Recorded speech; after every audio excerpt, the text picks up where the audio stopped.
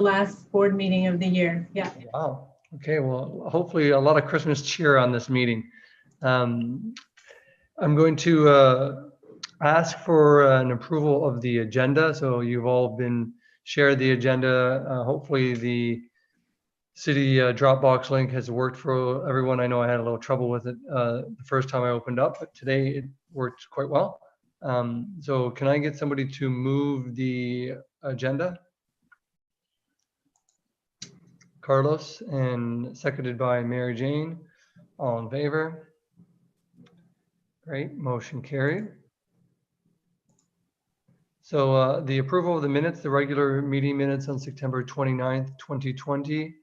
Can I get, well, are there any comments on those minutes? Yeah, it's Mark, just on page 2 of the minutes, there's a reference at the very bottom under government relations strategy. The third line says it's an economic driver for Niagara on the Lake. Is that supposed to be Niagara region? Good flag. Yes. Or is that, Oh, well, Shaw is oh, I see. in Niagara on the Lake. Oh, I see. All right. Okay, no, I stand corrected. And I guess my only other question was page 5, where you say, and we're going to discuss this anyways in the meeting, the executive committee is made up of the board chair and chairs of each of the 4 committees. Isn't it the board chair, the vice chair, and the chairs of the 3 committees? Correct. Yeah, I can fix that. That's my only comments. All right, Janie will make note of that. Thank you, Mark, for your audit eyes on that. Appreciate it. Are there any other comments for the minutes? Seeing none, can I get someone to move the September 29th minutes? Mark, and seconded by David. All in favor? Aye, motion carried. That moves us into the chair report. So my report is before you. I'll take any questions on it. I just wanted to say a couple remarks. The first would be to first and foremost thank all of you for Friday's participation in the strategic planning workshop. I've heard back from a few of you, and Colleen has done a debrief with a couple and some staff. I have to say, I think it was a positive experience. I appreciated the opportunity to think strategically and be engaged on a document that I think we've all have reviewed and we've all individually read, but we've never really truly teased it out as a group. And I think there was a commitment, at least I sensed from the energy that was given off through the call, that clarity was had and we can move forward creating a direction with Colleen and the staff as we start this strategic planning journey. So I just wanted to thank everyone for their time and their effort on that. I know Colleen will have some more comments regarding that process and where we're headed for that. I also wanted to give just a quick update on, and you'll see it today with our board governance section, with some of the work around the committees and the compositions throughout since September 29th, there was a good amount of committee work that has been done in terms of really kind of wrapping this up to get us to launch for 2021. And I want to thank all the chairs for their leadership on that, and all the members of those committees for agreeing to sign on to this committee, or for the work that you've already done, even being prior to being stamped as that committee.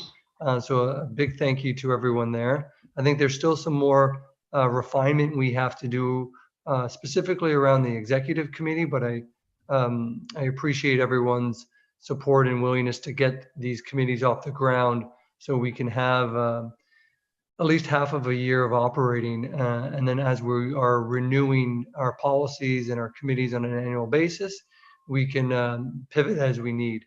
But I appreciate everyone's time on that. Another reminder is just and I think staff's going to get into this shortly as well, our 5th anniversary. So a big deal for the PAC, and I know this is probably not the way we wanted to celebrate our 5th anniversary. I know I myself looking forward to more of a bigger party. Quote me potentially hosting in one of these parties at my own house. But I think we've got some great in-person programming lined up with all the COVID measures in place, and we've got some great online stuff being provided by the box office. And I know Sarah's going to chime in on that shortly. So that concludes my report. Again, just a big thank you to the board in terms of that strategic planning process, and an early advance thank you to all the board members that are going to be joining Colleen and each other on the consultations that are going to be taking part for the strategic planning process. We had our first one today, which I was not a part of, but Mark and Peter were.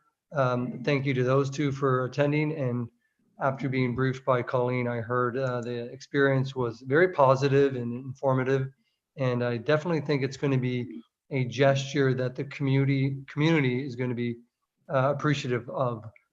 Anytime you can log time with not just the ED, but individual board members and a diverse set of board members, I think that is a true sign of commitment and positivity moving forward to our community. So thank you for that. That's the end of my report. Mr. Chair? Yeah, Carlos? I was kind of comment on this under the executive director's report, but pardon me, since you mentioned that we had the first consultation today, I was going to recommend to everybody that if at all possible, when you join these consultations, that you try to be in with someone that you're not that familiar with.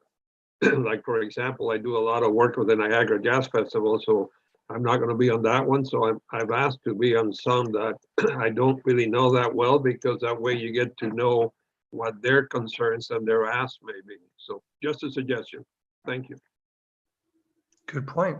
I'll let Colleen kind of touch on how she's organized some of the potential slots of board members when she potentially raises this in her report. Okay, the chair's reports and the ED reports are always just information. So I'm going to, if I don't see any other comments, which I don't, I'm going to pass things over to Colleen for her ED report. Thank you, Mr. Chair, and hello everyone. Lovely to see you all again. I echo Mario's thanks for all of your energy, your enthusiasm, and your participation in the board workshop last week. I feel like it was a really great start to engaged conversations that we will be having going forward in 2021, especially as it relates to the development of the PAC's very first strategic plan. So I thank you all for that. We had some really great discussions I did with the team here post. We'll continue those discussions as well. And the idea is we're gathering stakeholder information that, in addition to the board's perspective on the mandate and the work that we've been doing, adding in and layering on top stakeholder experiences and stakeholder wishes and needs for us going forward. So I really look forward to that. I will touch briefly. Yes, we did have our first stakeholder call this morning. And the information that we're gathering, obviously, it is going to be culminated into a report from Bruce Peaver from KPMG. However, and the information gathered will be anonymous in terms of individual contributions. But overall, I do have to say that the group this morning were very candid, we're very respectful, we're very hopeful, and really appreciated Mark and Peter being on the call. You are a new board. Even though some of you have been with us for a few years, the constitution of the board under the Municipal Service Board as of January is new to many, many people.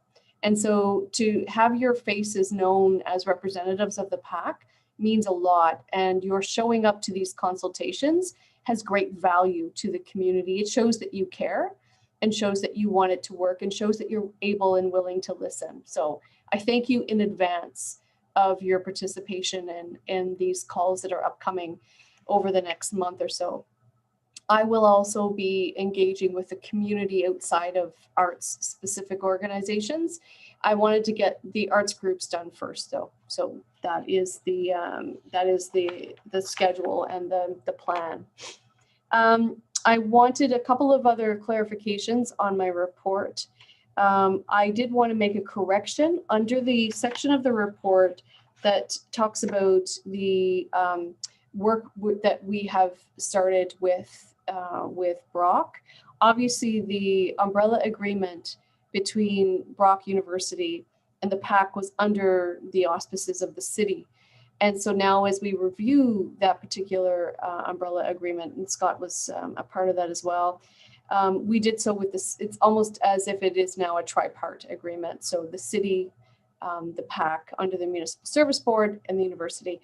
But the correction is that it was not under the vice provost in my report, it was under the provost and VP academic. So that was my error in identifying Lynn's title, because Lynn was a part of that, and that is indeed her title, which is provost and VP academic. So I correct that. The other thing I would like to say too, under the environmental scan, I think it's really important for this board to have the perspective of what's happening in live entertainment and live performance across the country. It is a very dire circumstance for many, many artists, arts organizations, and arts workers. And I don't want us to lose sight of what is happening nationally and internationally, despite the fact that we are one of the most active PACs, not only in Ontario, but probably across the country at this point. It's great for us. We're managing it from a financial perspective for the current fiscal year. But I just wanted to highlight the true reality of the world that we live in from a very broader perspective. So it's very important for us to keep reminding ourselves of that. The other thing I wanted to do before I open it up to any comments, I did want Sarah Palmieri to take a few moments just to provide the board with a few reminders of some great stuff that's coming up and that you have an opportunity to participate in. So I'll throw it over to Sarah for a moment. Thanks so much, Colleen. Hi, everyone. Just a couple of reminders as time's moving really quickly. I can't believe it's almost December. You should have received an email via Janie. We're doing a PAC holiday video card, and we are inviting staff, board, community stakeholders to be part of this holiday message. So we did some filming, and we're doing some filming today, and the next one will be next Wednesday. So it would be great if you have a couple of minutes that you could be part of that. Just touch base with Janie if you need more information. We still have 3 events coming up that it would be great if you could dig into. This first one is on Friday. It's a virtual performance. It's a celebrated Juneau Indigenous cellist named Chris Dirksen. Chris works in a contemporary and classical skates places. She is a renowned composer as well, and she's here doing a live performance in Robertson Theatre that will be enhanced by the visuals of Adam Bollock, who is a local filmmaker, visual artist, digital artist. It's a pay what you can event for the community and beyond, given that it's virtual. So it would be, a really great opportunity for you to maybe try something that might not be in your wheelhouse, but you will surely enjoy. So that's this Friday, the 27th at 8 p.m. and all the information's online. And again, a reminder that next Saturday, a week Saturday, if you can believe it, is December 5th is our holiday. It's our 5th anniversary celebration with Ron Sexsmith and members of the Niagara Symphony Orchestra. We were fortunate enough to be approached to have this be kind of a global concert. It's being marketed internationally, and it will be live streamed via the FirstOntario Performing Arts Centre in Partridge Hall, but we're using a program called Sessions, and all of the information is on our website. It's only $20 to stream the concert live, but there's also still some packages available, some really yummy charcuterie, wine, and craft beer, and dessert packages available. So if you're interested in purchasing the package to watch with the live stream, you can reach out to me directly. And as of this morning, we have 1 table left for in-person. So for a dinner for 2 with live show in real life with Ron Sexsmith.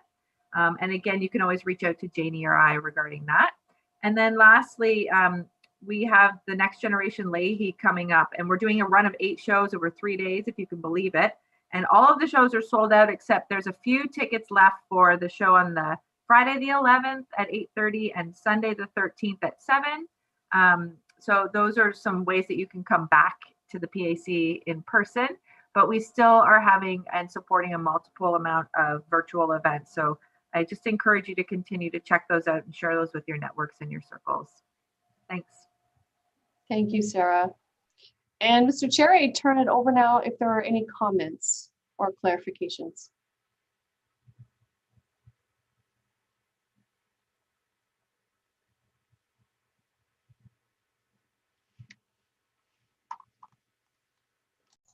Okay, I don't see any. Sorry, Mary Jane, did you have your hand up there? No, okay, I don't see any. Thank you, Colleen, and thank you, Sarah, for the great update. This again is an information item, so we're going to move forward into the board governance section of our report. Just to flag this section, the hope is once we do have our committee work all set up, that we'll have our committee updates, in section 9, and this the board governance piece would really be kind of filled in with more of a designation around any strategic item. So we obviously the governance piece has been our strategic issue as of late. This will move in and morph into whatever is required during that time. So I'd envision some of the strategic planning material to really fill up future agendas. That being said, there's definitely some areas that we have to dot the I's and cross the T's today. So I'm going to start with item number 8.1, and I'm going to actually exclude myself on that conversation because it involves myself and as well as Mary Jane regarding our terms. So the report is before you, but I'll pass it on to Colleen just to provide some extra, I guess, background on this and to answer any questions that anyone may have. Okay, thank you. Thank you, Mario. The constitution of the board, as was created by the city, is such that the board needs to approve terms of various board members that would then go to the city for the city approval. 2 terms, because they were one of the first 2 people that had volunteered as community members to serve the PAC, were Mario De DeVitis and Mary Jane Johnson. And so their terms are coming to an end as of the end of December.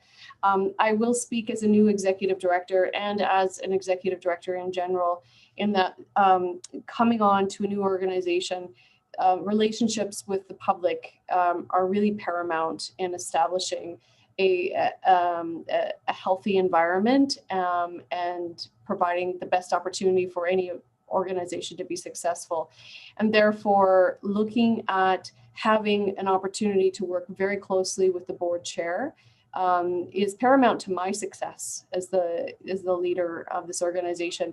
And also, as we move into our own being as a municipal service board, our relationships with the public vis-a-vis fundraising, donors, sponsors, etc., is also critical to our success.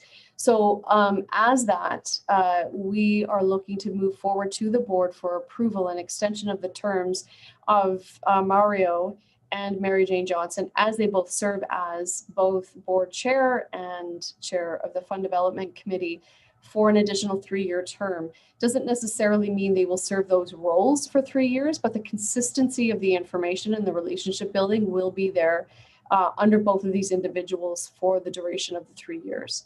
So that is the recommendation that we are putting forward. There is a motion that is recommended, and perhaps we can read the motion, ask for a mover and a seconder, and then it could be open for discussion. I believe that is the appropriate manner of going forward, correct? Janie? Okay, great. So Colleen, I'm prepared to move and read and move on all those 3 separate motions, if you like, as the vice chair, and we can do them individually and, Thank you. okay, so the first motion on the floor is that the board approve the renewal of Mario de Dividitis, and Mario, apologies if I've not said your name right, citizen member term which expires this December 31st, 2020, and extend for a 3-year term ending December 31st, 2023. And I need a seconder. And David, Vivian, just any discussion on that? Carlos? Thank you, Madam Vice Chair. Just two questions, probably to staff who developed the recommendation through you. Since council has to approve citizen appointments, I was just wondering how you came up with the 3-year extension as opposed to extending it to this term of council, which ends in 2022. Like, I mean, nothing against those two members. I'm very happy to have them there, but I'm just wondering whether it made more sense to tie it to the term of council. I'm going to throw that over to Colleen. Thank you. Thank you. That's a very good question. A lot of the current members of the board have terms that end in 2022. And so the idea is that we extend prominent leadership positions 1 year past so that there is a continuity and the ability for succession planning, if you will, for both of those roles. That is the rationale behind the 3 years. That makes eminent sense. Thank you. Thank you. And my second question, procedurally, I noticed we have more than one board governance report with recommendations. And I just wonder why we needed to do it in separate reports as opposed to having listed them all in one report.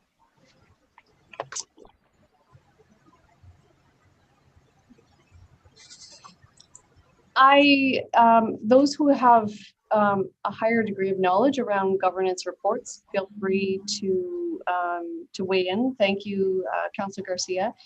Each of these, so there is a motion on member extensions. So the board governance report is divided into sections, and each section has a slightly different nuance and is requesting a slightly different permission or approval, and therefore each of them are identified as such so that they are not all tied up into one. There could be a support of one, could be perhaps not support of another, but the way that we're dividing it up is as per the intention of each. So looking at term extensions, looking at approving members of committees, looking at approving formation of executive, and then of course the last one is for information. But that is the rationale behind 3 different ones, is because there are 3 different requests under the broad heading of governance that are being asked. That explanation. And if I could add, Carlos, I think it's also a little bit of a learning from us just to see what we're comfortable in terms of the board is moving forward within individual motions. If there's an interest to break them up in pieces, or if there is more of a willingness to have a report with several motions a part of it. I think staff is really trying to feel that out with us as a board to see what we'd be comfortable moving forward with. And as Colleen mentioned, this one dealt with the composition and the creation of a new one. So I think their approach was on the conservative side first.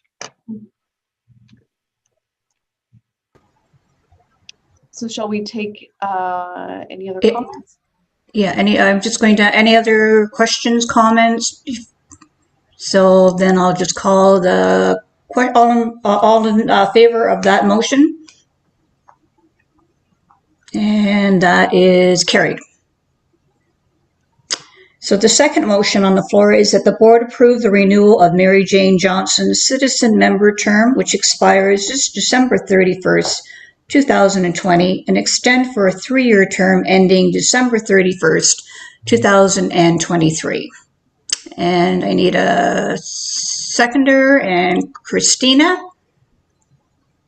And any questions regarding that motion? I don't see any. Okay, I'll call the question. All in favor? And that is carried. And our third motion is that the board's recommendations be brought forward to council for approval at the November 30th, 2020 council meeting with notice provided via memo from the Performing Arts Center Executive Director. And a seconder for that. Peter. And any questions, discussion? Debbie, I'm just going to make a comment. I was talking to clerks and it won't likely be on the November 30th council meeting because they've already published the agenda. So they're shooting for December the 14th. So we'll just amend that then to say the December 14th, 2020 council meeting. Correct. Thank you. All right. So all in favor? And carried. Thank you. Thank you, Debbie. Just a note on that one. Would it be prudent if you just say the next available meeting of council? I just hate that if you put a date and firm up, then you have to come back to the board to get approval. I'm not sure if that's appropriate or not. Good point, Scott. Yeah, I'll do that. Scott, that's a very wise recommendation because December 14th is when we're reviewing and approving both the 2021 operating and capital budget. So it's going to be hard to get anything else in there. Although the flip side is if they put it on, nobody's going to pay much attention to it. I see David there. Mr. and Madam Chair, just to mention, I would not recommend putting an open date on it. We want this decision to be made and it will too easily be bumped and then we will be in trouble in the next year if council has not actually moved on this.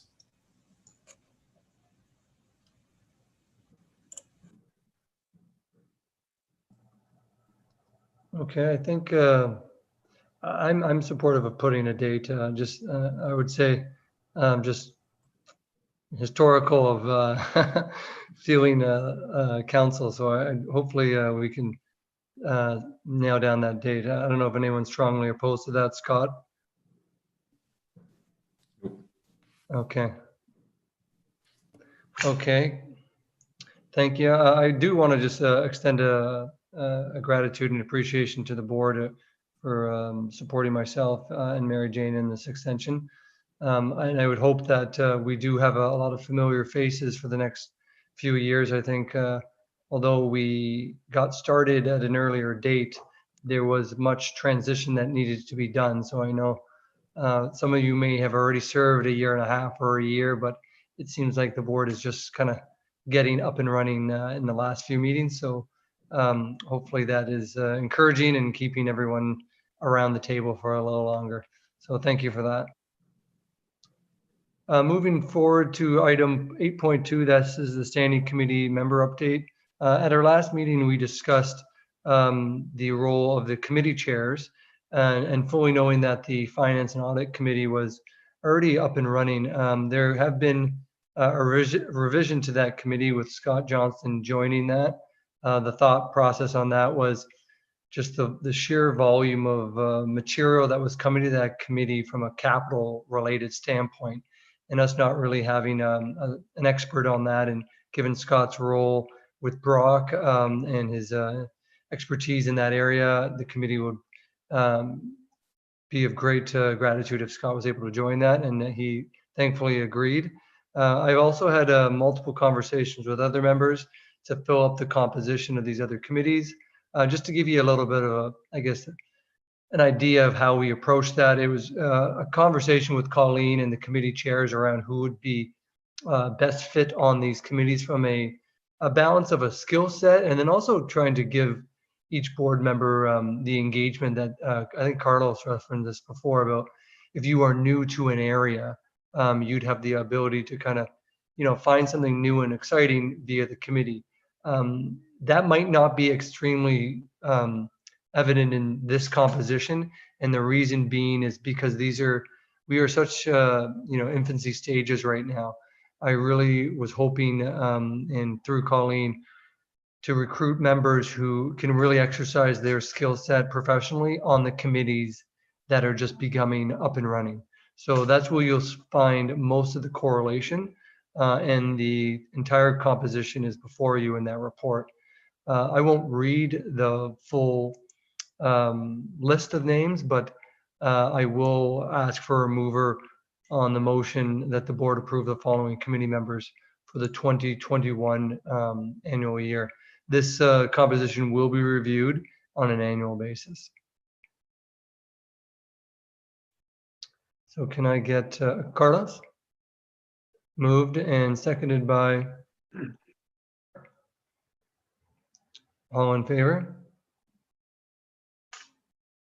All right, motion carried. My apology, I didn't see any hands up for discussion there. I probably should have asked a little bit more, but so forgive my speed in that. The next agenda item is 8.3. This is the executive committee formation. So much to our last meeting, we talked about the need of having an executive committee. Had sat with Colleen around what potentially this committee could be doing. And I think the message to take to the board, first and foremost, was to ensure that this committee was not a committee that was going to, be larger than the board in its size, and then really take away from work that the board should be doing. Given Colleen's newness to the role and to Niagara in itself, I think there was an appetite to kind of get this up and running, in particular with the, the realities of COVID, to have primarily another group to come together on a more rapid basis if needed, to ensure that there is support to the ED. The second real, I guess, goal of this committee is to ensure that each committee is really kind of working collaboratively, and to ensure that we monitor the work plans of each committee to ensure that there's as many synergies as possible within them. So each committee chair is operating with a good amount of autonomy and coming back to the executive committee to ensure that we are all in succinct. There was discussion at the last meeting about the composition, and in speaking to Colleen, I kind of went back and forth on the idea if we do put a member of council on this committee. And I think because of the complexity of the Brock seat, the council seat, and also the ex officio seat through FirstOntario, we felt at this current time that to keep the composition for the committee chairs, knowing that it is November now, and there is a need for this committee to kind of support Colleen in the early onset of 2021 to move forward with the composition, being the vice chair, the chair, and the committee chairs. And then as we annually review the composition of all committees and whatever is on our policy agenda to be reviewed, we can take a second look at this. So that's the last kind of point I wanted to mention on this report, but I'll open it up to questions or discussions for myself or Colleen to address. Okay, I don't. Mr. Chair. Carlos? Mr. Chair. Free, Carlos. Yes. I think it says we're going to approve the terms of reference later, so I have some questions for the terms of reference, but do you want to? Sorry, Carlos, you broke up on me. Okay. I said I had some questions on the terms of reference, but I believe that the report says we will discuss this at a later date. Yeah, just a little color on that. We weren't able to, as we were populating each and every other committee's terms of reference, did not have a significant amount of time to kind of, as a group, come together and renew it. We are moving as quickly as we can on that electronically to do it. But the hope was not to delay the formation of this till our next board meeting, given what could potentially happen in December around COVID and any other kind of immediate need that Colleen might have. I'll pass it on to Colleen as well, as I know she had some comments. Thank you. Yes, in regards to this motion, the motion is to form the executive committee as Mario has described it, in terms of the membership being chair, vice chair, and chairs of the committees. When it comes to the terms of reference, I go back to the process that we took with the Finance and Audit Committee, which we went through 3 iterations of the terms of reference, and we're very transparent in sharing them with the board along that process. So I see this as being a similar approach, so that the board is aware of a first draft of a terms of reference for an executive committee. But before the executive committee can get together and really work through these terms as to how they relate to other committees, the executive committee just needs to be formed. So I feel that this motion is very specific in terms of, let's move ahead with an executive committee within the proposed constitution. Their first job is really getting into this, the terms of reference with the first draft that you see in front of you. And then once it's been worked through, come back to the board for the board's approval of those terms of reference. So that's the desired approach for all committees, including this particular one. Thank you, Colleen, and to you, Mr. Chair. So if we have any comments on that draft, Colleen, should we send them to you separately, or? I think that any comments on it currently, Carlos, can be shared with the group as a whole. Again, once we constitute the committee itself, I think it should be a board discussion on the terms for the executive to consider and then come back to the board for approval on. Sorry, I'm not sure what you said. So should I make the comments now? I think that the comments should be made during this meeting, yes. Yeah, I think the first thing, though, is just to ensure that the board is in agreement for an executive committee that is constituted with these members. But I'm happy after that has passed, I do believe we should be allowing you an opportunity to share your thoughts or comments on the draft terms. Okay, thank you.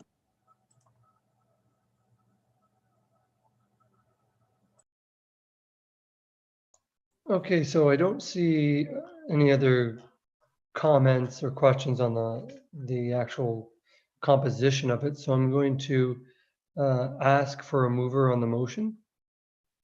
Mark, and seconded by David. All in favor? Motion carried.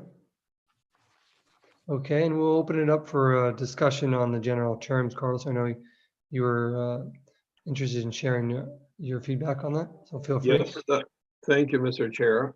So under statement of purpose, just some the verbiage there, I find that it's a bit confusing the way it's written to say to provide collaborative oversight to the board, since the term oversight means that you oversee something. I think that what it means is that you're going to oversee other committees and then provide that to the board, but I think that should be worded a little more clearly. And my second comment was under reporting structure, where it says that the board will be informed as expediently as possible of any decisions and actions taken by the committee on matters requiring the PAC's board attention. My suggestion would be that because this committee is going to be involved in some very important issues and may have to make some quick decisions that the board can be reached, for example, since those meetings of that executive committee will of necessity have to have staff and have minutes taken, I would suggest that the minutes of each meeting should be forwarded to the whole board every time so that we know, as opposed to the executive committee deciding whether it was a matter requiring the board's attention or not. That way we're all aware of what you're doing at the executive committee.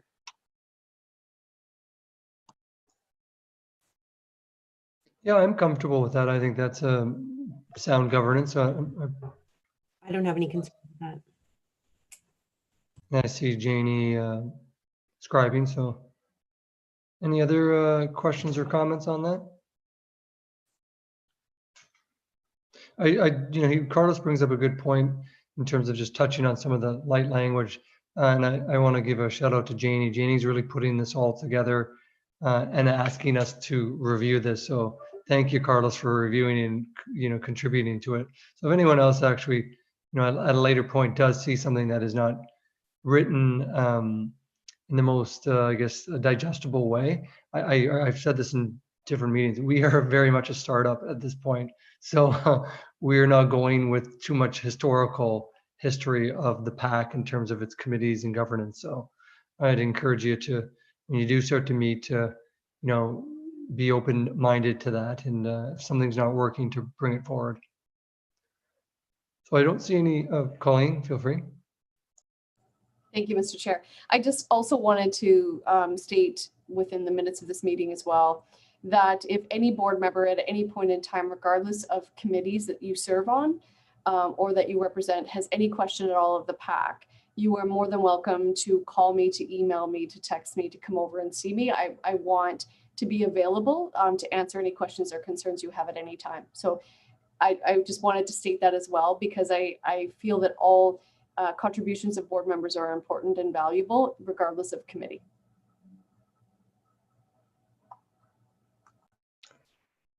Fantastic. Okay, this was a motion, so we already moved that forward. And I don't see any further discussion on it, so we can move to item 8.4, and this is the board committee schedule. This is just an information item, so there is no motion there, but you'll see the general composition of the committee schedule. There are, and there's a few extra points to this report that kind of outline some color in terms of what actually happens in between meetings from, the ED and myself and committees. We're scheduled to have 4 meetings a year and any other special potential meeting that we might call. I would say that my hope is to exercise that and to actually have a 5th meeting at some point in the year that would primarily be designated to a strategic opportunity for us to sit back and maybe learn more about the sector, hear from other art centers, whatever that could be, in a more of a outside of the board norm way, for 2 reasons: for us to kind of know the sector a little bit more, and secondly, to begin to know each other a little bit more as well. I think a new board, living virtually, the more we can connect, probably the better meant for the board as a whole.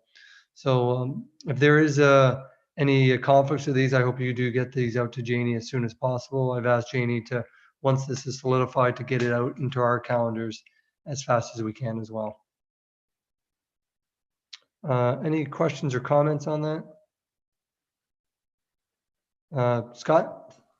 Just a quick question based on the last conversation on executive committee.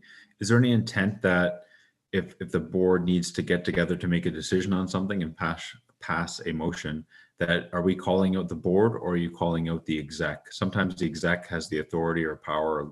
There's certain limitations of when you need something approved by a board, you call out the exec versus calling out the full board. So noting that there's 4 meetings set, I don't know if there's any need to discuss that, or you've ever experienced that before. We haven't yet experienced it. In talking to Colleen, I did share my intention was to at least do the heavy lifting with the executive. If we had to pull that smaller group together to kind of tease out, I don't know, something that may have come in December related to COVID. But given the newness of the board, and I, to be quite honest, kind of my approach to leadership, the hope would be to call the greater board together for an emergency 15-minute board meeting, just to let you know what the executive was approached with via our CEO and what conversation did take place. If that was something where I think the greater board grew to a point that said we were comfortable with the executive not having to call that and to move forward, I don't want to make any assumptions on that, given the startup of this board. And my own personal belief on this is to at least put the attempt to the greater board to say, we're going to try to pull you together for a succinct one issue meeting if it wasn't of an emergency nature. Any other, I guess, if anyone has any kind of position on that, I'd be happy to hear from you, whether it's now or at a later date. But again, we'll be building those terms of reference in the near future. Hi, it's Mark. Yeah, I mean, this is a learning experience, and my experience is to be always conservative. And if we, as you said, if we have to call the board, we try to call it quickly, because I've been in situations where I've been on exec committees and we've been accused of keeping the board out of some decisions, and we've had to retrench. And I would like to think we're not going to do that. And so maybe over next year, we'll find a common ground where there's certain decisions the exec committee can make, and there's certain decisions that need to go to the board. But I think we got to live the experience first before we take that second step.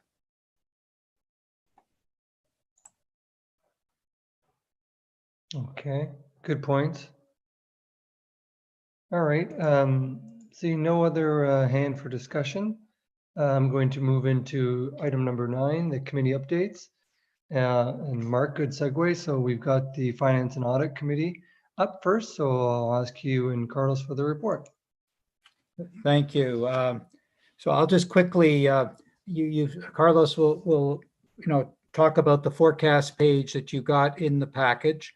You see the Finance and Audit Committee report, and the work, just to go through, the insurance market update is self-explanatory, and the work plan for the committee is we plan to meet 5 times in the year, basically to do what you see there, the 5 bullet points. And obviously the most important thing is in the early months of 2021 is the audited statements. Just as important will be any management control letter recommendations, and you will be kept apprised of all of that and the responses to any management control recommendations, but just as important, the audited financial statements themselves, which will be the first time that the PAC does it on its own and separated out with a P&L, a balance sheet, and a cash flow statement. And there'll be also notes to the financial statements as well. The last item, where we're going to go through the forecast, and Carlos will do that quickly, but we did see for the first time the balance sheet, or as you would call it here, the statement of financial position, and the Finance and Audit Committee. We got a very detailed balance sheet along with a legend to explain some of the accounts, and it was very well put together by Carlos and his team, and most of the items were fairly self-explanatory. But we did talk about things like petty cash, outstanding advances with particularly the Niagara Symphony and the Foster Festival, which is a higher number than usual because of COVID. We talked about concession inventory and how that's going to finally show up in the near future, and some deferred revenue items. In other words, items like gift certificates that haven't been exercised because there's been nothing to be gifted, if you know what I mean, because there's been really no performances and things like that. But all in all, these are areas that the auditors will be looking at. There's nothing to be, I don't think, worried about, but it was very good to get a glance of the statement of financial position, because the next time the audit committee will see it, and then the board will be with the year-end audited statements through KPMG. So overall, a very good meeting and very good interactive discussion, and it's great to have Scott on the committee as well.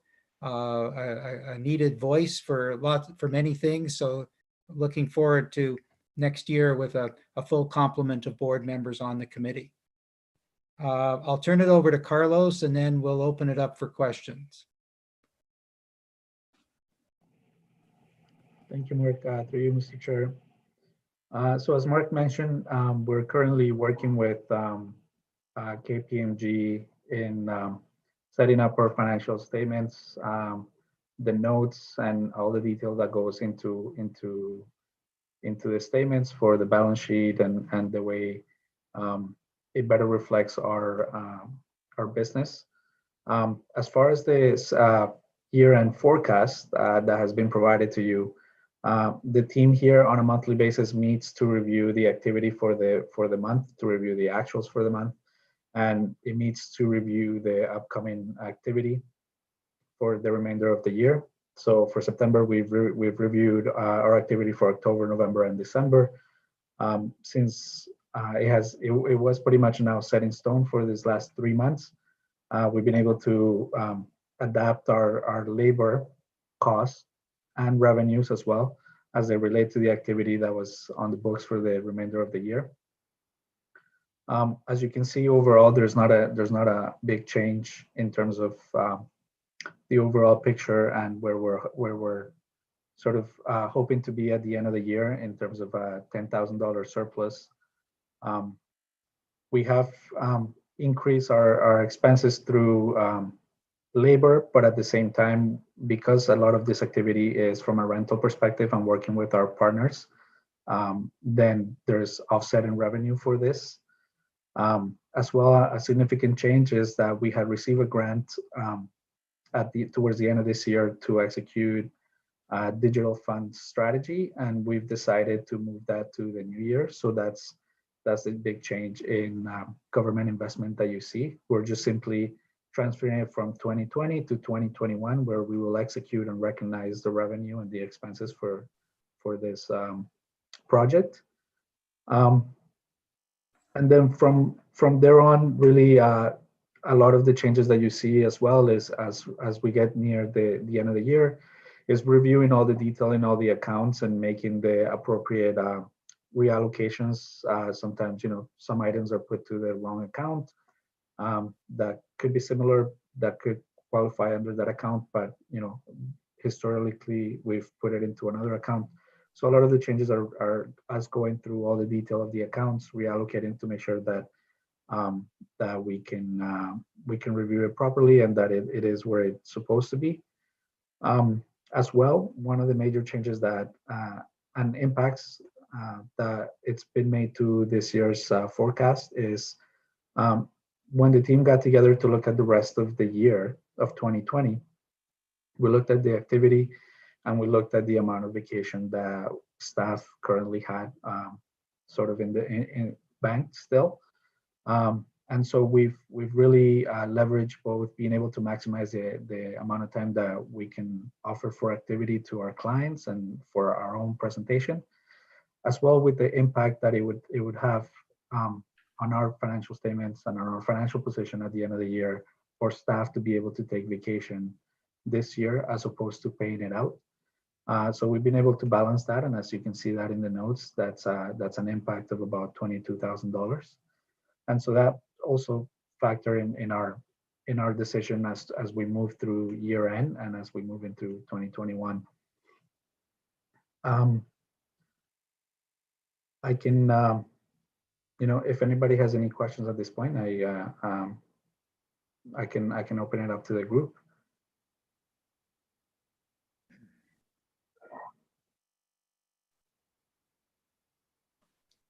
Okay, seeing none, Mr. Chair, if you can continue.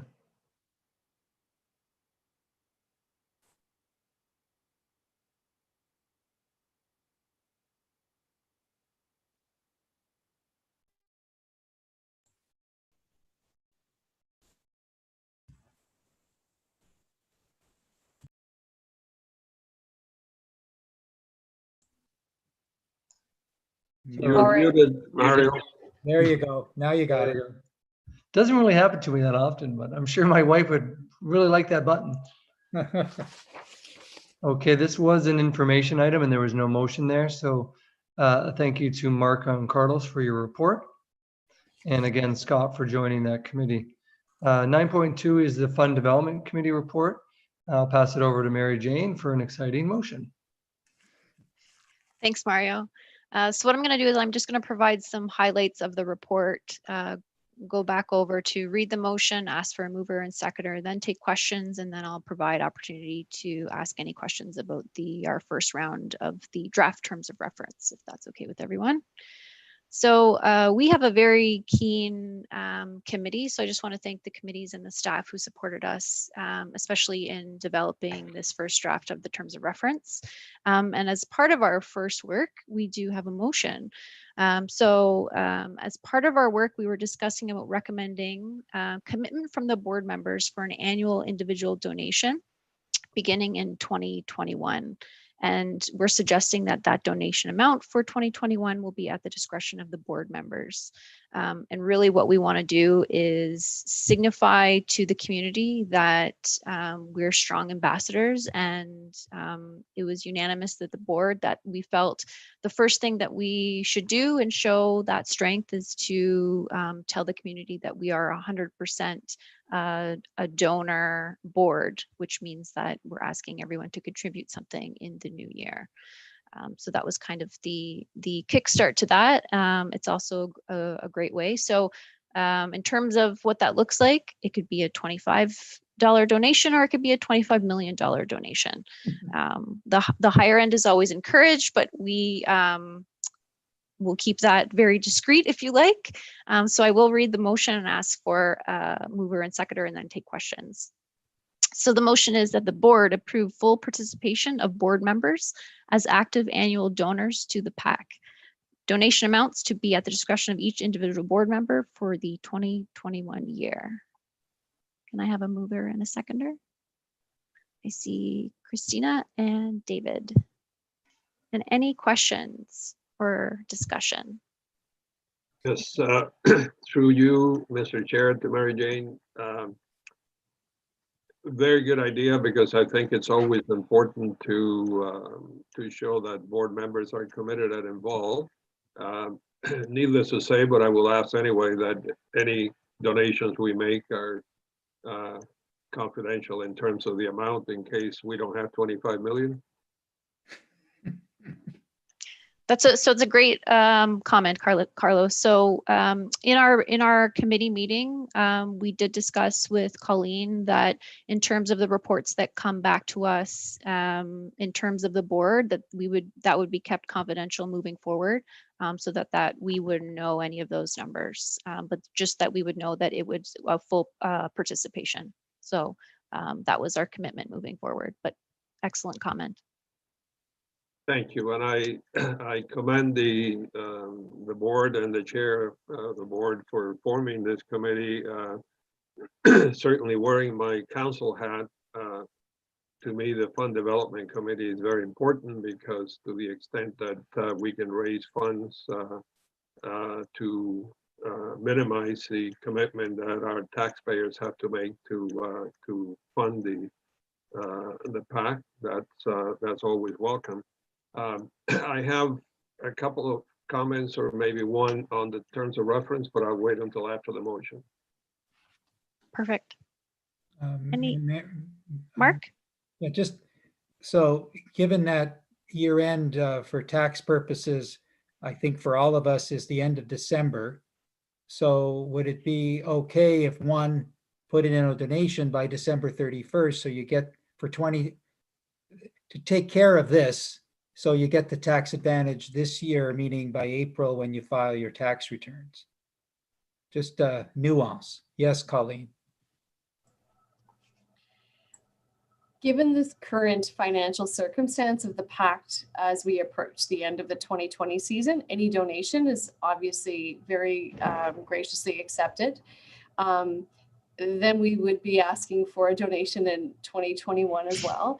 That is the year where we have predominantly the most risk in hand. So you are more than welcome to make multiple donations.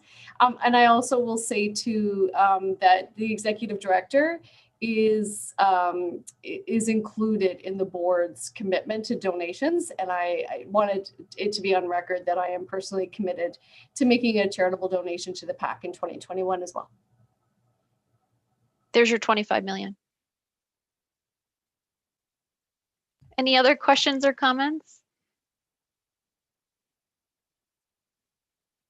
Okay, all in favor.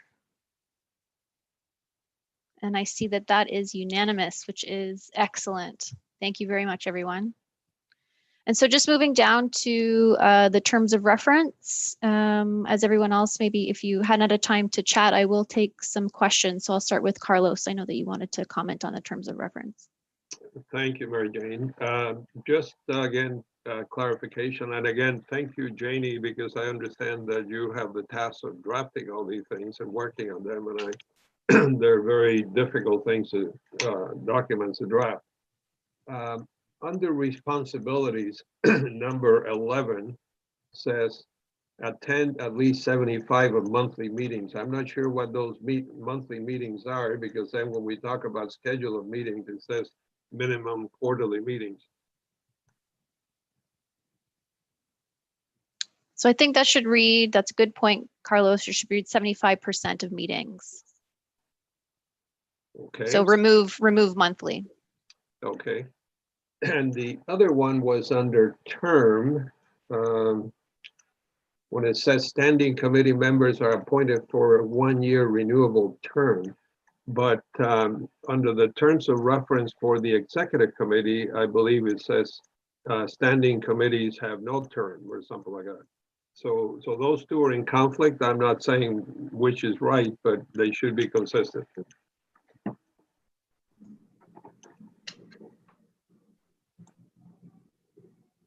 Yeah, I think that related to the executive committee, because it depends on who's the other committees, which form that committee. So I'll word that better. For the fund development, it should be the 1 year. And then I'll word the executive better, because it depends on the members of the other committees that form that. Does that make sense?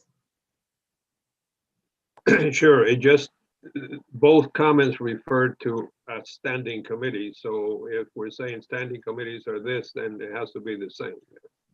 For sure. That's a great point, Carlos. Thank you, Carlos. Any other comments, questions?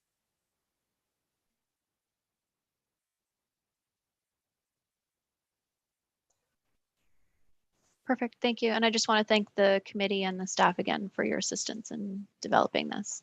Great input. All right. Well, thank you, Mary Jane, and to all the committee members. A very important committee that has a goal that we're all aware of. So hopefully 2021 can begin the work to start that. Item 9.3 is the HR committee report. Talk about a committee that has a lot of work in front of themselves as well. So I'll pass that over to Christina to discuss a little bit more. A lot of work. Nah, we got this in hand. Thank you, Mr. Chair. I would also like to start by thanking Janie and Colleen, frankly, for their support in all of this administrative work. And boy, Janie, if we could just have your support in my professional workplace, we could certainly use your skills and abilities in so many different areas. I trust that everyone has had an opportunity to look at the terms of reference, albeit briefly.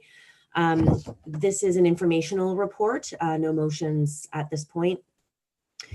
I'd like to call out the fact, however, that the terms are still in draft form, and the question raised by Councillor Garcia, of course, is relevant here as well, related to the term. So once we have streamlined the term of appointment for the executive committee, will ensure that the term for this committee aligns there as well. I'd like to specifically call out the roles and responsibilities. This is definitely a large mandate for this group. We met in October and simply began an introductory discussion, and it was really a scoping discussion to try and really nail down our framework. And in particular, our roles and responsibilities are the executive director performance evaluation. Side note, if Colleen is making a $25 million donation, perhaps we include compensation in here, just side note. HR strategy, this is a big one. Review and advise on the HR strategy in support of the PAC board's mandate and strategic plan. The components of SAME include policies, employee engagement, talent development, performance management, recruitment, retention, compensation, and organizational design.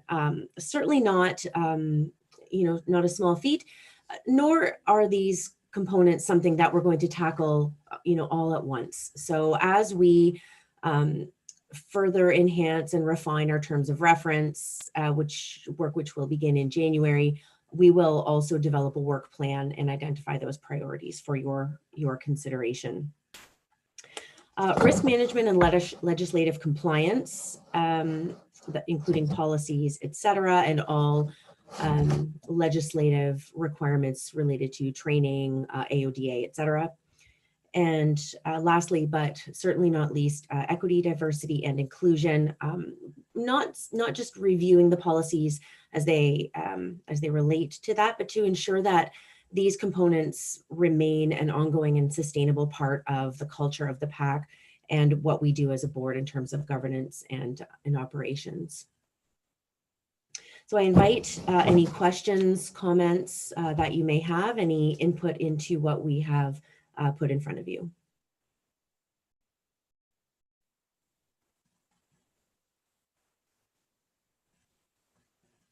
Okay, I don't see any questions. I don't see any hands. So I'll turn it back over to Mr. Chair. Okay, thank you, Christina.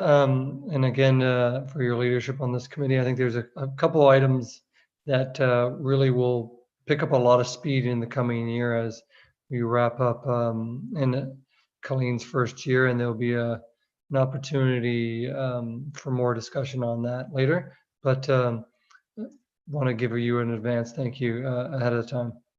So moving to our in-camera portion of the agenda, I'm going to ask somebody to move a motion to move into camera. Debbie, and seconded by Mary Jane. All in favor? And then Janie, I'm going to ask you to do your thing here. And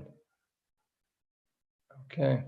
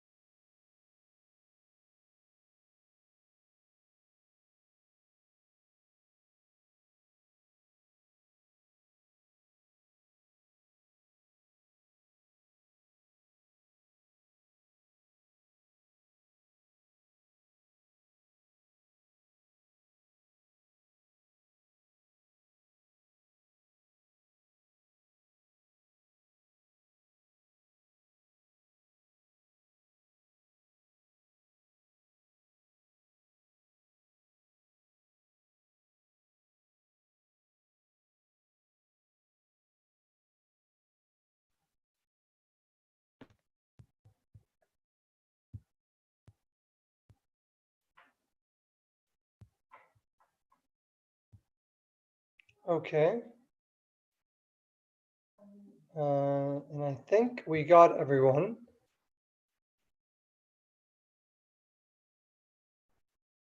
Janie, can you confirm? Do we?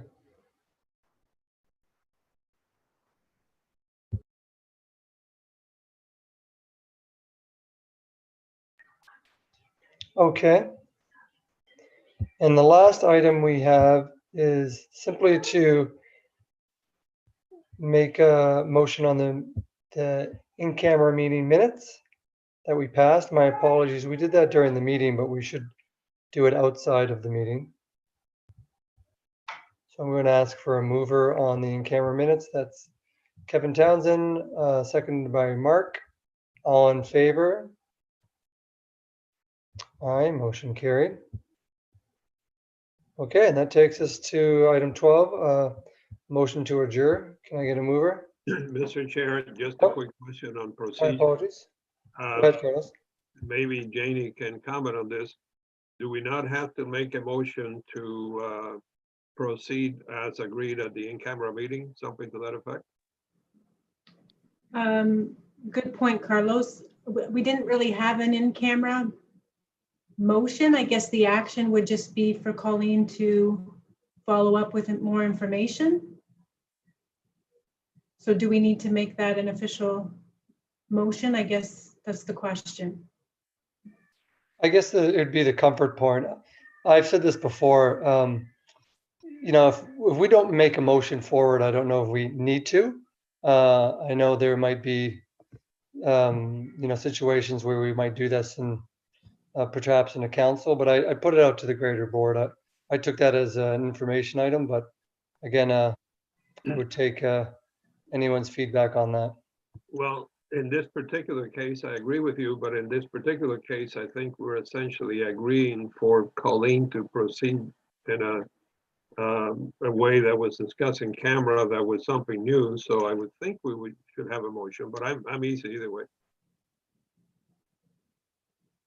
Kevin, I don't know if you have your hand up there. Or... Yeah, I'll just, Councillor Garcia is correct. Just because there is direction given, technically our board would have to put a motion forward just saying that we've given direction for our executive director to come back with more information.